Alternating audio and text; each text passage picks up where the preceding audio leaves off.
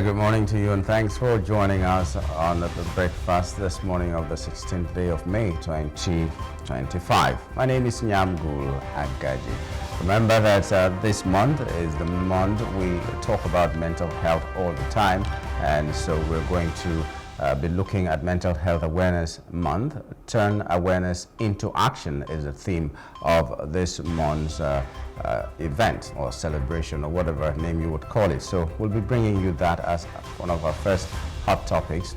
Empowering women is another one, a catalyst for societal progress. That's what we'll be looking at afterwards. And then we know that before all that, we'll have the top trending issues that deal with headlines that we had before today, and we wanted to talk about them. And then we'll have Off the Press, which is essentially headlines that made it to the front pages of our national dailies this morning. It promises to be a wonderful day if you stick with us and watch to the end. First of all, let's begin on a very sound note by going to the quote for the day.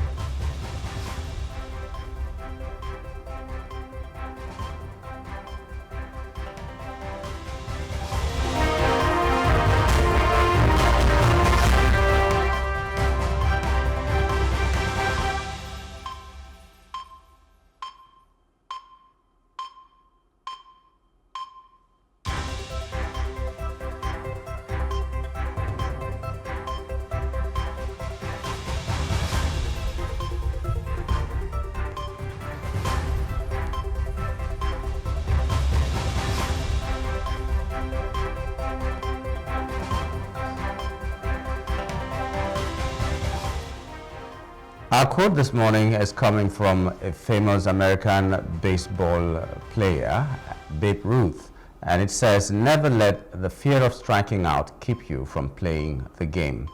Never let the fear of striking out keep you from playing the game. And this has nothing to do with baseball, even though it's part of it, but it's everything about life. You jump into the deep end sometimes if you want to achieve something. If you wait to get everything perfectly before you start out, before you do what you need to do, you may never start anything, you may never do anything. Sometimes people want to write novels, for instance. They have a topic for it, they have a title for the novel, they sit down to write, and when the details begin to come, the novel takes a different look, because there are some things that will come that you never anticipated. It changes the outlook of your novel. And that's just one example. In business, it's the same thing. You want to be sure that you want to succeed in a business, you start it first. The beauty of it is that when you start it, the tools will be coming to you if you're consistent about it and you're very serious about it. So don't wait for the perfect time to start. There's never ever a perfect time. Even if it's in marriage, there's never ever a perfect time to marry. You say this is because you have so much money now, you can settle down to marry. You might just be marrying a devil because you just have money. No love inside, and in the case of any little problem, you might find yourself 6 feet under. So there's no perfect time. Just choose to do what you need to do. Dive into it.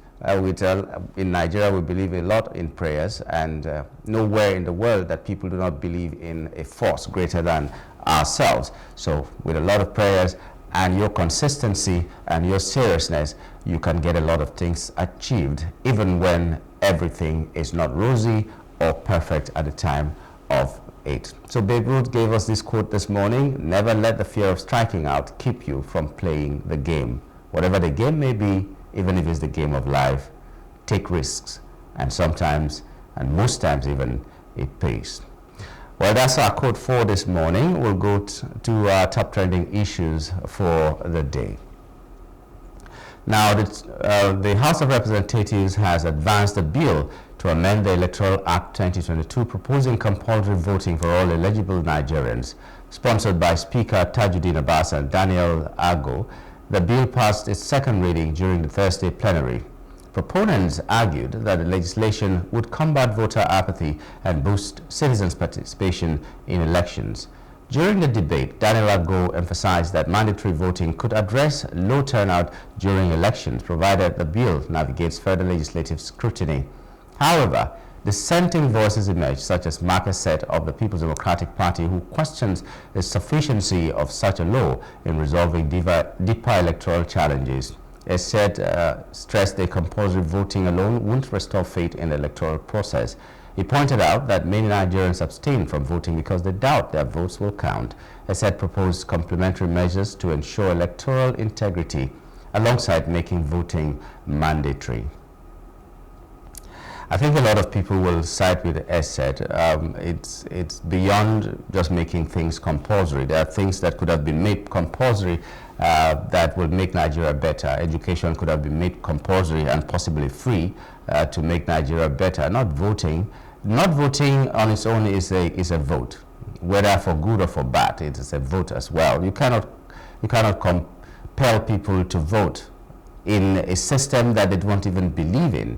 And you say that is electoral reform. I don't think that's an electoral reform. Electoral reforms is in things that you do to give people the faith, the belief that when they vote, their votes count. When they vote, they can make a difference. And even if they lose, they know that those that won fair and square, and they have nothing but to support the government in taking decisions. Democracy, I've always said it, is not in infrastructure. Democracy is not in everything else. It is in the voice of the people. The voice of the people count. What do the people want? What will be for the benefit of the people? Let the people decide who governs them, how they are being governed, and all that. That's democracy. If you do a road, it's not democracy. Monarchies do it. Authoritarian governments do it. Even when you go right now to where Traore is leading, Traore is a junta, Traore is an army head of state in his country, and a lot of things are being done. It's not because he was democratically elected, but because he knows what governance is, at least from the stories that we're hearing, because some people might be in opposition in his own country and will be talking differently from what we've been hearing. But from the things that we're hearing, how many African civilian rulers are doing better than he is right now as we speak? So democracy is not about infrastructure. Anybody can do infrastructure. Anybody can do anything else. It's not even governance, because any form of governance, any form of rulership could have good governance. But we're talking about how much the voice of the people can be heard. And the greatest place that the voice of the people can be heard is in choosing who governs them, in choosing who leads them. That's democracy. So as soon as that is taken away from the people, it's no longer the government of the people, because they didn't decide. For the people, because they don't decide what they need, and by the people, all of that is the same thing. They don't have any input in what goes on in governing them. So that is the true democracy. So when you tell people that compulsorily you're going to vote, I wonder how you're going to make that juicy enough. I wonder how you're going to make that, make the people have faith in the electoral process. So there are things to look into, not compulsory voting. And even if it is done, you might end up having the entire cells in this country full of people who did not vote. And maybe you just use that as an instrument to go after dissenting voices, instrument to go after opposition and all that. Well, I really don't think that is something that Nigerians should be worried about right now. Well, the next one is that the Chief of Defense Staff, General Christopher Musa, has described the recent Boko Haram and ISWAP attacks in parts of Borno, Yobe, and Adamawa states as a temporary setback. Speaking in Maiduguri during an assessment visit to Operation Hadinkai's Theater Command, General Musa reaffirmed the military's commitment to countering the insurgents with newly acquired sophisticated weaponry. They attributed the surge in attacks to increased pressure on terrorists in the Sahel, forcing them to target Nigeria's porous borders. General Musa inspected the damage caused by recent explosions at the Giwa barracks and held a closed-door meeting with top military officials at Malari cantonment. He emphasized that the military and security agencies are actively addressing the situation and called for collective efforts from all Nigerians to ensure peace and stability. The CDS also urged the media to focus on positive reports about the military's successes rather than amplifying the insurgents' activities. While acknowledging the challenges, General Musa expressed confidence in government strategy under President Bola Tinubu's leadership. He noted that partnership with international allies and the deployment of advanced weapons would bolster Nigeria's fight against terrorism, stressing the importance of unity. He appealed to citizens to contribute to efforts against all forms of criminality, assuring them of the military's resolve to restore peace.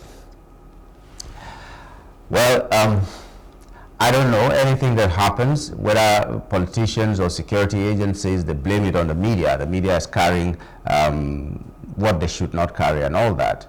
Why not amplify what you're doing well? When we see that Boko Haram has not attacked any village in Nigeria for 6 months, for instance, every media house will carry it. If you tell us that this is what is happening and we're seeing the evidences. You can't tell us that a few days ago, for instance, the Boko Haram, the insurgents, whatever name they go by, went to a military formation and carted away sophisticated weaponry. And you say that is because the pressure is on them. How do you put pressure on people who will come to your house, kill some of your people, and take your weapons away? It doesn't make any sense. And then you blame it on the media that they're carrying the negative one. Well, for your information, bad news thrives. Bad news is good news, because that's what people want to listen to. Because deep down, every human seeks that kind of news, let's say so. That's the news that goes very far and wide. So you're not giving us enough to be able to support you. When you tell us that you're doing your best and we're not seeing the best, and every day people die. You go to Borno, Benue, you go to Taraba, and all these states, they die in their numbers. And then you're telling us that security is good enough, is because of our why do we even have the porous borders if that is the reason why our security is the way it is? If other countries can tighten their borders, why can't we? It's not a shame, as far as I'm concerned, to ask for help. We saw a lawmaker the other day making a presentation and saying that there was a time mercenaries were brought into this country. There were a few of them, and they had all the facilities that they could pinpoint where these insurgents were, and they could have destroyed these insurgents. But some people with selfish ambitions knew that if that was done, they couldn't advance their cause beyond the point they were at that time. So they kicked against it, and they worked against it, and it didn't happen. That was as far back as Jonathan's time. We have all that information in our fingertips, or on our fingertips, and then you're telling us that we should keep quiet and concentrate on the good ones. So what are the good ones? That Nigeria has bought so many sophisticated weapons, that's a good one. That Nigeria budgeted like a chunk of our budget to security, that's a good one. But are we also seeing the results that we will say is a good one? So whether we like it or not, whether the press says it or not, people will always feel you're not doing enough, especially having spent so much on security. So everybody's afraid. You want to travel, you're afraid. You want to do anything, you're afraid. You want to even go to your farm, you're afraid. And then you're telling us that it's because you're putting pressure on them. There is no longer Boko Haram the way it used to be and all that. We didn't even see this in Jonathan's time, truth be told. But here we are. So we applaud you for the things that you have done right, which are not many and very insignificant if you ask the average Nigerian. But we ask you to do more, because that's what really we want. When we're talking about business and all that, foreign investors will not come, no matter how good the economic climate becomes. They will not come because they are afraid. They might be kidnapped, they might be killed, their investments may be destroyed and all that. So do something about it. Not talking about compulsory voting, not talking about the press being the ones that are painting you negatively. It's not anybody's fault. It's the fault of the security agencies, who will put it squarely on your shoulders and also on the shoulders of the president, because he's the chief security officer of this country and he holds all the 4 aces when security is mentioned. Not the state governors, even though they have their role, not the local government chairman, even though they have their own role.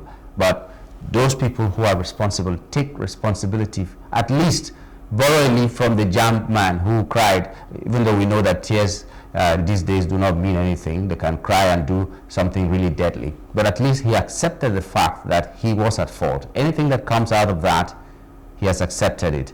That was a good one. So no matter how much we bash him for doing what he did that led to the failure in the exams, at least we credit him that a lot of Nigerians do not take responsibility for their bad actions, and he did. So you, the security people, take responsibility for your action. Ask for help if you need to. Don't only pray that the budget, half of the Nigeria's budget comes to you only, because we need to fight insecurity. Insecurity is not a product of not having weapons. It's a product of things not going rightly, because a lot of them that are there, if they had jobs, wouldn't be there. If they had an education, they wouldn't be there. A lot of things are happening that are giving these people the incentives to go and join bad gangs and get their ransom. Someone who didn't go to secondary school can kidnap somebody, get a ransom of 100 million naira, and you think it's not a lucrative business, being sponsored even by people who are already wealthy. So please do us a favor and stop blaming the press. That's blackmail that a lot of people do. They blame the press. Another top trending issue we'd like to talk about is reports of alleged deadly rice have caused panic in Ogun and Lagos State, with voice notes warning residents against buying or consuming rice. The rumors claim that 2 trucks of stolen rice, allegedly cursed by Ogun worshippers after being smuggled into Nigeria, have caused multiple deaths, including custom officers and civilians. This has led to widespread fear, with parents urging schools to stop selling rice to children. The Nigerian Customs Service (NCS) has firmly debunked the claims, labeling the rumors as baseless and misleading. In a statement, the NCS clarified that no deaths or incidents related to the alleged rice consumption have occurred. The agency emphasized its commitment to transparency in handling seized goods and called for the public to disregard the unfounded reports. Despite the NCS's reassurance, fear continues to spread beyond Lagos and Ogun to other regions. The public is urged to rely on verified information and avoid spreading false narratives that could escalate tension and harm the reputation of security agencies. Where I come from, there's an adage, a fool afang. If you go to a diviner and he tells you a lie, whatever you are going to sacrifice is also going to be a lie without you knowing it. And they also say that there's no smoke without fire. Now, this may not be true that the rice was cursed, but it doesn't rule out the fact that the rice may be poisonous. And it can come from a lot of factors. Maybe the handling of this rice, maybe it came from a place where the preservation was done in such a way that very harmful substances were used. For instance, we know it's a known fact that all the bean sellers, at least a lot of the bean sellers, what they use in preserving their beans is something as deadly as sniper. They use that. It's only God that saves us in this country, because they don't want the weevils to go inside, and that's because we don't have storage facilities like silos and other things that keep out the weevils and keep the grains safe.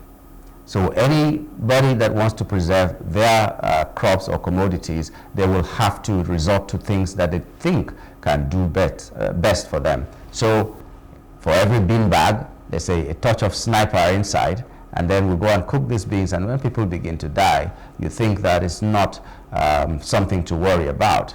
Well, I do not agree that it was a curse from Ogun people or any other person on the rice that was making people to die. But like I said, it doesn't rule out the fact that it could be poisonous. Sometimes this rice is seized and kept for so long that if there's a word for that as expire, the rice becomes expired, or the rice becomes poisonous because of the storage, the way it was stored and all that, and for how long it was stored.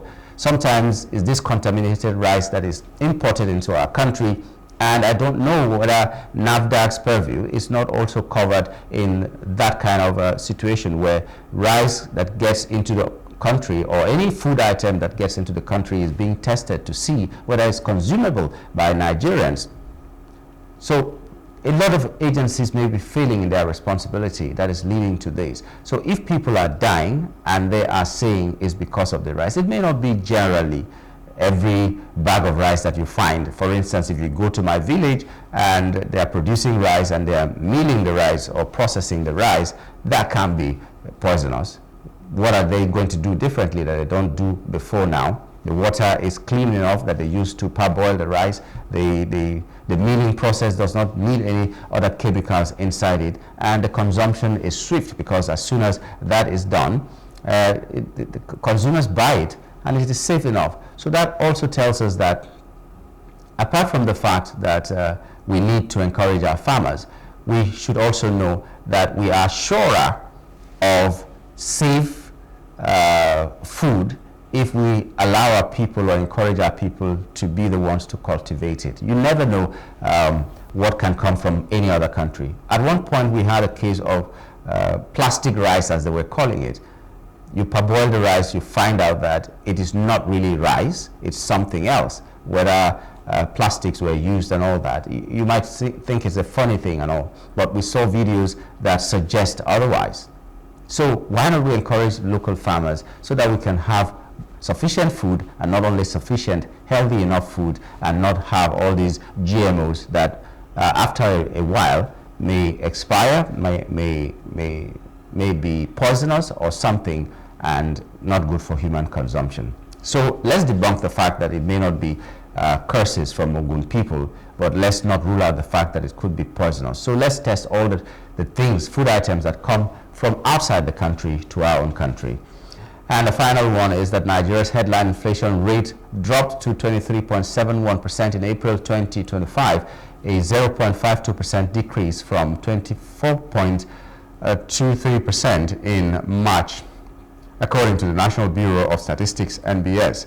The food inflation index also declined to 21.26% from 21.79%, driven by lower prices of staple foods like maize, flour, rice, and yam flour.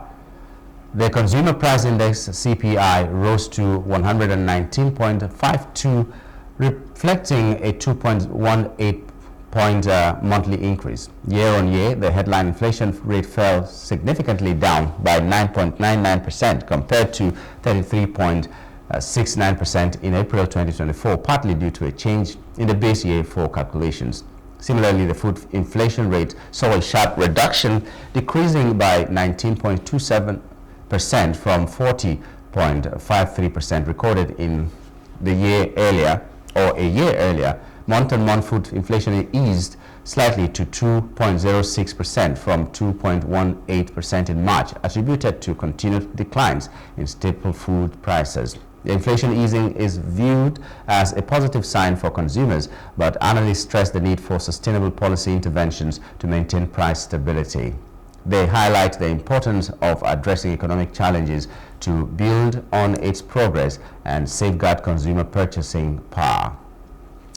I think the National Bureau of Statistics needs to tell us the parameters they use to calculate how the inflation comes down and all that, because I'm not sure I have bought something lower than I bought it last year in Nigeria. I can't remember anything that has been bought this year that is lower in price than last year. Okay, maybe petrol that went up to 1,000 something, that has now come down to 800 and something in some places and 900 and something in others, and depending on the filling station you go to and all that. But on a general note, I don't know food items that have come drastically down, that they're saying the inflation has come down so much. And another worrisome thing is that the system of measurement in Nigeria is not uniform. You go to the north, maybe they call something like mudu. You come to the south, in the southwest you have cups that they call derika. Some other places like the south, you have state cup and all that. So the measurement is different, and when we're talking about things coming down or going up, or having statistics for what is right and wrong or what is high and low, I don't even know which one we are talking about. So we should have, this may be a very simple thing, but we should first of all have a uniform kind of measurement, so that when I know that in the north, for instance, one mudu of rice cost 500 naira, and I come down south, the same mudu cost 1,000 naira. I know that it has come down significantly because uniformly I know the part of the state or the country that I can go to and get things cheaper and come and sell where I am and all that. It just makes sense. That's just a little suggestion. So make it as a nationwide thing. Let's have a uniform modes of measurement that we're doing. If it is a yam that we have to weigh in a scale or something, so that we know that for this part of the country, XYZ products sell for cheaper. And then when you take those things to another part of the country, you can sell for less than what you obtain in that part of the country and sell in that. So we just know how to do business and know where the strength of the nation is. Rice production is more in the north, for instance. Yam production is more in the east, for instance, and all that. It just helps us in our data. Well, I'm just saying. Well, that's not much we can take on top trending issues. We'll give room now for Off the Press so that we can hear what the headlines for today are. And we hope to be joined by Jide Johnson, the public affairs analyst, for that. But let's take a short break before we do that.